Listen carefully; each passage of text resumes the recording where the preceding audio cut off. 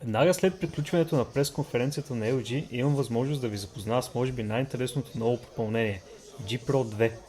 Преди да ви споделя техническите спецификации обаче, искам да отбележа няколко неща, които не присъстват в техния списък, но привлякох вниманието ми по време на представянето на телефона.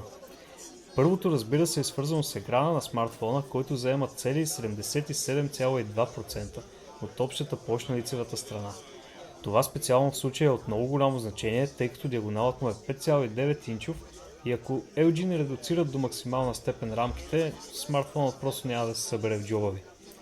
Трябва да отбележа също и силата на вградения високоговорител, който според LG покрива Hi-Fi стандарта и има номинална мощност от 1 W, което пък го прави с около 30% по-мощен от G Pro.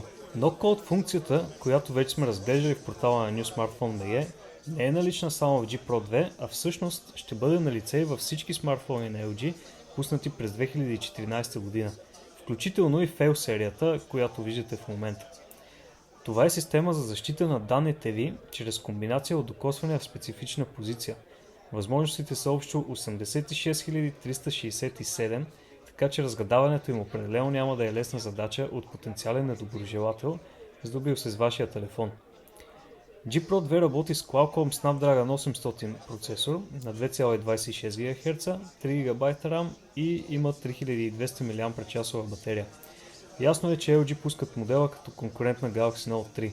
G2 Pro има почти идентични характеристики, като хардуерно в общи линии го превъзхожда единствено с оптичната си стабилизация на изображението.